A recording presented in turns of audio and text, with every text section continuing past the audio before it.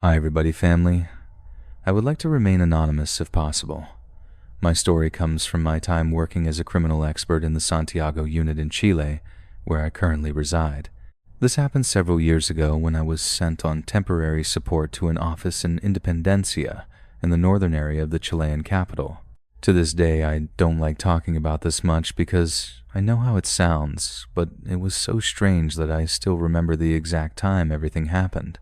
It began when we were given a phone recovered from a criminal killed in a shootout between gangs and city police. The instruction was simple. Check the device, try to retrieve contacts, messages, photographs, or anything that could help locate the rest of the gang. But that phone had absolutely nothing, no saved numbers, no conversations, no videos, not even personal photos. It was practically a clean device, freshly reset. That didn't surprise us much though, because those types of people usually work that way, using burner phones to never leave a trace. One night I stayed late at the office working on another case that had occurred a few hours earlier. We needed to make progress as soon as possible because it was urgent. That night the office was silent. It was one of those heavy silences that you only feel in the early morning. I was alone, reviewing reports for that case, when I looked at the computer clock. It was exactly 3:33 a.m., the famous hour, the not-so-good hour. What was strange is that at that exact moment the phone rang, the same one I had been given to extract information from. But it didn't just ring, the screen also lit up, which was extremely strange, not to say impossible. The number appearing on that incoming call was the same as the phone itself. It was as if the phone were calling itself. But the most terrifying part was that the phone was turned off, or at least it should have been. I had personally checked that it remained off, as per the protocol for mobile devices in these types of cases. At that moment I knew I shouldn't answer because that was the instruction. However, I don't know why I answered, maybe out of reflex or maybe out of pure morbid curiosity. But as soon as I held the phone to my ear, I heard a man screaming desperately. It was an adult male voice, a hoarse, broken voice, as if he had been suffering for a while, a voice that wouldn't stop screaming, saying, "Help me, please, get me out of here, it's so hot. I can't take it anymore." I don't want to be here. I stood there dumbfounded. I wanted to ask who he was, where he was, or how that call was even possible. But before I could say anything, another voice was heard, a horrific thing that even today I don't even know how to describe because it didn't sound like a normal voice. It was like a laugh mixed with a growl, as if someone were mocking while being torn to pieces. Then that voice started cursing so vile and filthy that just remembering it gives me great fear, even though I'm writing this during the day. "Shut up, you stupid animal, you idiot. Rotten hell. Shut up. Don't last. Shut up. Shut up. Shut up." I didn't have time to say anything when suddenly the call cut off. The first thing I did was drop the phone on the table and step back, my hands freezing cold. Later I gathered the courage to pick up the phone to confirm my suspicions, and yes, the device was turned off. It had never been on. There wasn't the slightest sign that it had been turned on at any point, which was deeply disturbing. To corroborate everything I've told you, community, I turned it on at that moment. I checked call logs, contacts, messages, everything. There was nothing, not a trace that a call had come in, much less from that same number. It was as if it had never happened. I was never one to believe much in these kinds of things, but I left the office that morning convinced of what I had lived. It was a totally paranormal experience. Call me crazy, Cuenta Historias community, but something tells me that voice asking for help. I think it was the voice of the criminal, the owner of that phone, and I believe he wasn't speaking to me from anywhere in this world. I sometimes think that night I heard that man asking for help, but from hell, where some entity was surely tormenting him, and that other voice I heard was exactly the voice of that entity. I don't know. That's my theory, but I ask you all what you think. I'm signing off, but not before sending a big hug to all my Chilean brothers, because some really strange things happen in this country, and I hope you are encouraged to share more stories. Good night, until next time. Family, I invite you to become members of the channel and enjoy all the benefits it has. For example, like seeing your name appearing at this moment. Let's continue. For more than 18 years, I was a police officer in Lima, Peru, and during that time I had to patrol the San Juan de Lurigancho area, a bit closer to the high sectors where the streets become narrow, poorly lit, and in the early morning, You see almost no one because it is a red zone where no one wants to mess with anyone else because, as they say, if you mess with the wrong person, you might encounter the very devil. What I am going to tell happened a few years ago, in 2022, on a night shift that at first seemed like any other. Those long shifts where you drive around the empty streets listening to the radio, hoping no serious emergency comes up. That night I was with my partner Iker in the patrol car, both moving slowly along a dirt road with unplastered brick houses, when we saw something strange in the middle of the block. From afar, it was clear that there were two people fighting, or at least that's what it looked like. From what we could see, one person had the other on the ground and was beating him with tremendous violence. The one on the bottom was barely covering himself with his arms as best he could. My partner accelerated immediately, and I prepared to get out to break them up. The street was very dark, with only a yellow light coming from a dying lamppost. So, at first, we couldn't quite distinguish who they were. But when the patrol car got close enough and the light shone fully on them, something happened that to this day leaves me with a headache because I don't understand it. The person who was on top stayed still, as if the light had frozen him for a second. Then he stood up in a very strange way, hunchbacked, and instead of running away like any criminal would, he started taking huge leaps. I'm not exaggerating, community. They were incredibly long, even inhuman leaps, as if his body weighed nothing at all, so high and long did he jump. First he jumped once and landed further ahead, then he jumped again, and on the third jump he went over a low house made of masonry, just like that over the roof as if it were nothing, and disappeared into the darkness. I got out of the patrol car with a tremendous doubt, not knowing exactly what we had seen because my partner had also observed it. There was no doubt about that. I even perfectly remember him saying to me, "Did you see that thing?" Then we went straight to the young man who had been left beaten. This was a young man whom we later learned was 24 years old and was somewhat injured with scratches on his neck, face, and arms. Furthermore, the poor guy had an expression of having seen something horrible a moment before, as if he had suffered something worse than a physical assault. We asked him what had happened, and he could barely speak from the fear he had. Once he was a little more relaxed, he told us that he was walking toward his house when, out of nowhere, he felt something fall on him. He first thought it was an assailant, but then he said that man didn't look normal, that he hit him and scratched him with hands that seemed to have claws. I asked him if he had seen his face, if he could describe him, and at that moment he told us something that made us uncomfortable. He didn't have a face, officer. It was more like a black shadow, as if whoever had attacked me was a shadow and had no physical features. After that, we took him to his house because he was in shock, and fortunately nothing serious happened to him. Later at the station, a report was filed of what we had seen, but no one could ever find the aggressor because there was no concrete description of what he looked like. We even waited a few days to see if another similar case would appear, but nothing like it ever did.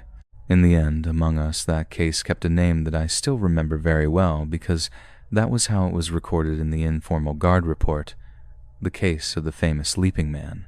And even though one sees very ugly things in the police, drunks, drug addicts, thieves, dead people, and things like that, seeing that Leaping Man has been one of the most disturbing things I have ever experienced. And I believe, and am very sure, that we didn't see a person but an entity. But, well, who knows? Good night, community. Sleep well. My dad was a state police officer for many years, and of all the things he had to see on the road, this was one of the few that really left him very shaken, and it is the one he tells every time he is asked for a paranormal story. It fits perfectly with the channel, I think, and not because it was the bloodiest case he ever had to witness, but because it was both paranormal and a bit sad. And of that I am sure because it will leave a lump in your throat, because what happened that night has no explanation. This occurred at a checkpoint installed on Federal Highway 45 just a year ago, in 2025, in the section near Paseo El Alto, almost where the route from Querétaro to Celaya becomes heavier, more dangerous, and very busy, especially at night when trucks, vans, and cars pass by. One never knows what they are carrying, for organized crime passes through those roads a lot. That time my dad was with other police officers in the National Guard doing a routine inspection. It was a dark night, one of those nights where the air felt a bit dry and the engine noise sounded a bit low. They had been stopping vehicles for several hours, checking papers and asking normal questions when it was their turn to stop a sedan-type car with 2 men inside. According to what my father told me at first, nothing seemed out of place. They were a bit nervous, of course, but no more than other drivers who were stopped on the road by officers. The pair of men answered where they were coming from and where they were going. They said they were on business, and they were even about to let them go when a dry thud was heard in the back of the car, in the trunk. Everyone turned immediately because the blow was very loud and could be heard clearly by everyone. My dad said it was a strong, aggressive blow, like when someone hits the sheet metal of the trunk from the inside with force. One of the officers asked what they were carrying in the trunk. The 2 men answered very quickly that nothing, that they weren't carrying anything strange back there, only tools and travel luggage. But barely had they finished saying that, the same blow was heard again, and after that, several similar blows, all in a row, desperate, stronger, and more aggressive, as if someone were locked away inside wanting to get out once and for all. So, there was no longer any doubt, and they were ordered to open the trunk to see what it was about. My dad says the 2 subjects turned pale with fear. They looked at each other as if they were hiding something back there, and out of nowhere, without saying anything more to the officers, they gunned the car and took off completely toward the front. The police got into the patrol car and went after them. Luckily, my father says they didn't advance much, since meters later, in the same stretch, they caught them because they ended up crashing into a patrol car that cut them off. They were pulled out by force and subdued on the floor, and when they finally checked the trunk, they found 2 large suitcases. My dad never gave me complete details of what was inside. He just told me they were human remains, enough to know that whoever was inside had been deceased for a long time and those 2 men were trying to get rid of him. The case initially went the criminal route. Of course, forensics, arrests, investigations, and all that, but what they could never explain was the other thing. No one could say where those blows had come from that they had heard earlier, because there was no one alive inside the trunk, no one who could be asking for help, no one who could have hit the trunk that hard. My dad always believed that night it wasn't they who discovered the body, but rather that it was the victim himself who wanted to be found. He said that perhaps the soul of that person already knew they were going to make him disappear, to leave him dumped in some place, and that all he did was ask for help, taking advantage of the fact that he was in an area with many people like police and soldiers. And that soul gathered all its strength, all the willpower it had left to provoke those noises so he could be found. Or at least that is what my father believes, and I think he is right. Unfortunately, this story is very sad, community, since cases like these happen daily, and not all of them end like this with a somewhat bitter taste, but at least knowing where people end up. I hope you can sleep peacefully and that it hasn't caused you any kind of nightmare. Community, good night. Hello to the whole Cuenta Historias community. I don't know if you're going to believe this, but I hope so, because it is something that did happen to me, and I have my patrol partner Julio as a witness who attests to the legality of all this. The story happened in the early morning of 2017 on the outskirts of Ocosingo, Chiapas. At that time, I was a municipal police officer, and that specific night, it was my turn to patrol with my partner, Officer Julio, in that area. That patrol was routine, one done every night to safeguard that everything was in order and well with the civilians. On that side, there isn't much movement because since they are outskirts, there are few houses, all the roads are dirt, and there are very few people living there. I remember well that on that occasion we were going down a curve when the patrol car's light shone on a woman who was running in a great hurry, almost stumbling in the middle of the road.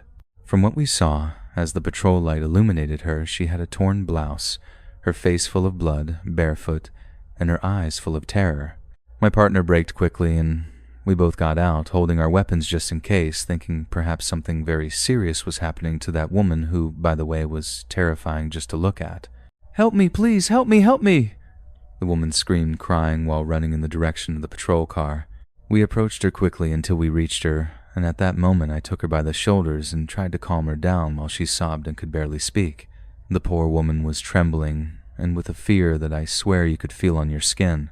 For a moment, our first reaction and belief was to think that perhaps she had been assaulted, that they wanted to abuse her. "What happened, miss? Tell us, why are you in this state? How are you? Who did this?" We asked her both with a barrage of questions. To our surprise, what she answered was something totally different from what we thought. They were some children, she said. They started throwing many stones, The damn children, she continued mentioning, the woman all disheveled and with much fear on her face. I was walking to my house along the path that goes through La Ceiba when 3 children crossed in front of me from a tree, and from above they started throwing many stones at me. I shouted at them to stop, but they came down and started chasing me, throwing more stones at me.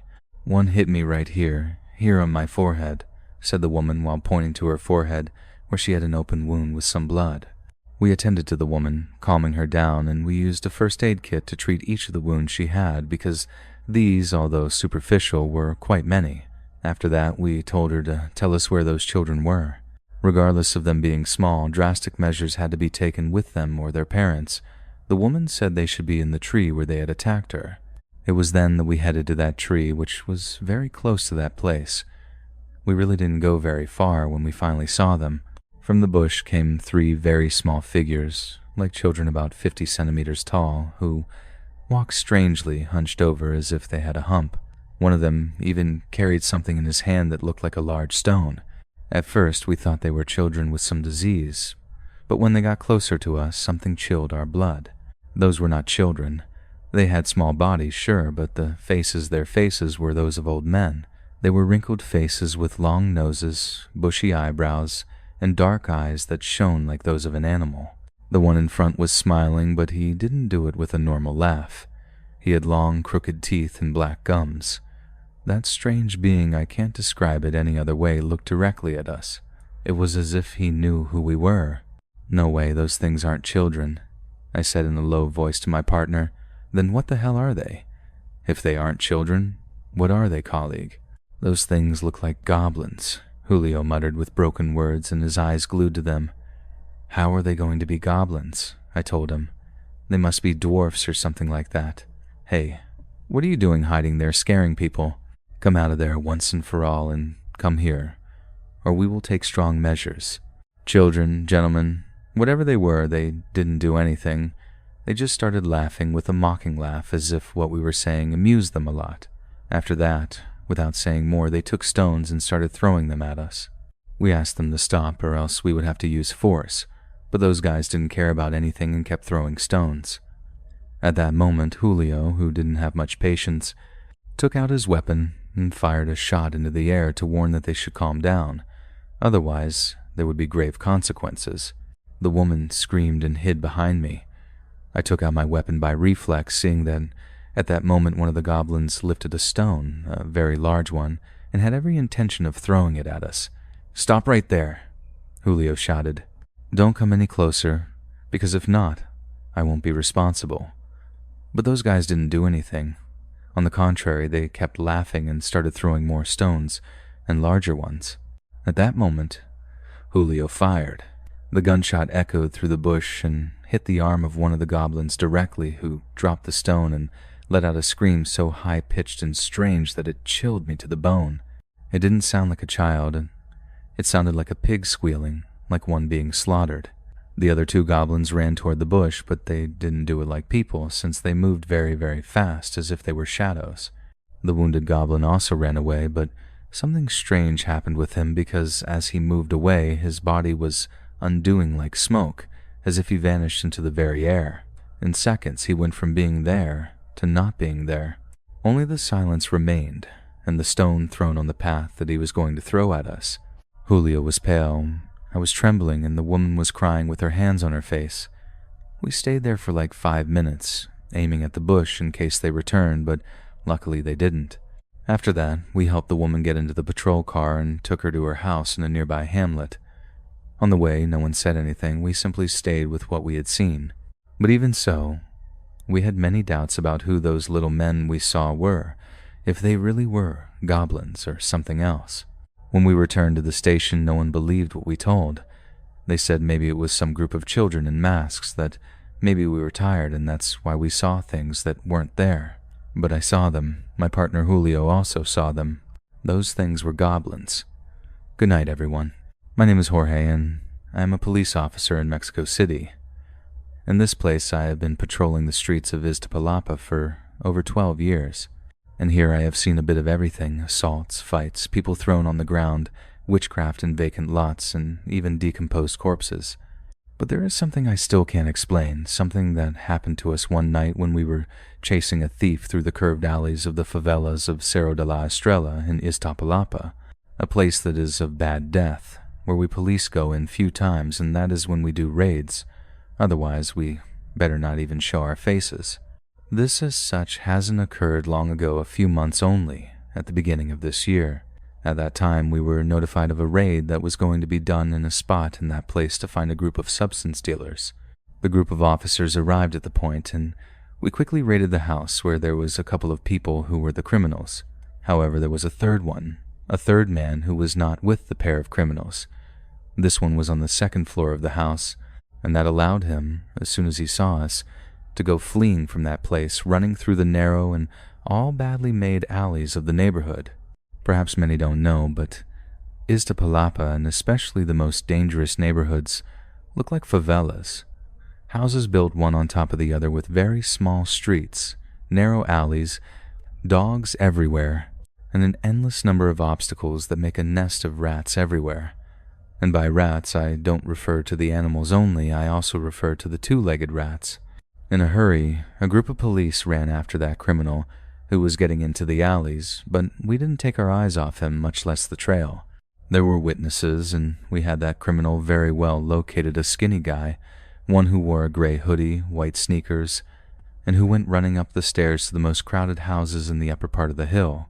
Luckily, as we were after him, there were already 2 other patrol cars combing the whole area, which caused the criminal to continue his march trying to evade the law. For a moment we lost sight of him until, luckily, a colleague saw him. He passed like a shadow, running and leaping between fences. We shouted for him to stop, but of course, the guy wasn't going to do it. It is for that reason that we followed him until we saw him go into a house right in front of us. That was an old house, one of those with rusted sheet metal and block walls, without even being plastered. As the door was ajar, we didn't doubt it, and we went into it to catch that guy. However, inside, everything was silent, or at least that's what it seemed like. In the living room, there was a lady sitting on a vinyl armchair watching television with the volume low. From what we noticed, that woman must have been about 60 or 60, something years old. She had her hair tied in a bun and a floral robe, very typical of people about to go to sleep, although that wasn't all we were seeing. Beside her, on the arm of the armchair, was a very large and very still black cat that had its eyes wide open and seemed to be watching television with its owner. "Good evening, ma'am," I said, half agitated from the run we had taken. "A man just entered your house, and he is a very dangerous criminal. We will have to go inside to be able to arrest him." She barely turned to see us, only to tell us, "I haven't seen anyone here. No one has arrived. It's only me and my cat." My partner told her in a strong and thick voice not to lie. "Don't lead to us, ma'am. We just saw how a guy went in a few seconds ago. If you saw him around here, for sure. So tell us where he is if you don't want us to blame you as an accomplice." "I have been sitting here alone the whole time, so I don't know what you are talking about, officers," said the woman, very calmly, petting her cat. "Search if you want. There is no one hiding here. I don't hide anyone. What's more, I give you permission to search all over the house, and if you find something, you can blame me." That house was small, single-story, with 1 bedroom, a kitchen, a bathroom. There were no back doors or large windows where someone could escape. We searched everything, and nothing, no traces, no noise of another person who wasn't the woman watching television very calmly. The group of police couldn't understand that, since we checked everywhere and nothing. It is for that reason that we asked the woman again where the subject in question was. The woman very calmly said she didn't know anything, that she didn't see anything. In fact, after that, she turned off the television and stood up. She said that she was going to give us much more peace of mind, that she would leave us alone inside her house so we could search for that criminal better. The woman got up very calmly, took the cat in her arms as if it were a baby, and went walking slowly to the door. That old lady didn't even say goodbye and said nothing. She just went out calmly and said she would be outside with a neighbor, so if we needed anything, we should look for her there. We stayed there for a while longer. We searched inside the house to see if there was any crack, any loose board on the floor, or something that would tell us where that guy went, since it was impossible that someone disappeared just like that. In the end, frustrated, we left the house and we better left. By then, the lady owner of that house was no longer with whom she said she was going to stay. When we were descending right outside on the street, some neighbors were gossipy and took advantage of the murmur to ask themselves what had happened. It was there that one of the police asked one of the men, "Did you by chance happen to see a man with the characteristics of the criminal we were following?" That man whom my partner asked looked at us a bit strangely and told us something that sounded extremely disturbing. "I don't think you'll find him. He already went with his mom. Right now, they must be in another house up there." "How is that?" we asked. "It is there that the man told us something very strange. The guy you were looking for was in front of you this whole time. It was the cat the lady had in her hands. The lady's son is a nahual, one who has the ability to turn into an animal." None of the police who heard that believed him, but the man didn't laugh. In fact, he said that we should ask in the neighborhood and everyone would tell us exactly the same thing, that guy was a nahual and that's how he does it to evade the police when they are close to him. When the police have him trapped, he turns into a cat and with that he can get away from everything. Curiously, many people in the area really say that yes, that is the reason why that guy, no one can catch him, since he is a nahual and, in turn, his mother takes care of him in the form of a cat so that no one gets close. It is here that I ask you, how are we going to put a cat in jail? If you have any story that you wish to share with this pleasant community, I invite you to send it. Whether by email, I would appreciate it if you activate all notifications to be up to date with the stories that are uploaded daily. Thank you very much for letting me reach your ears.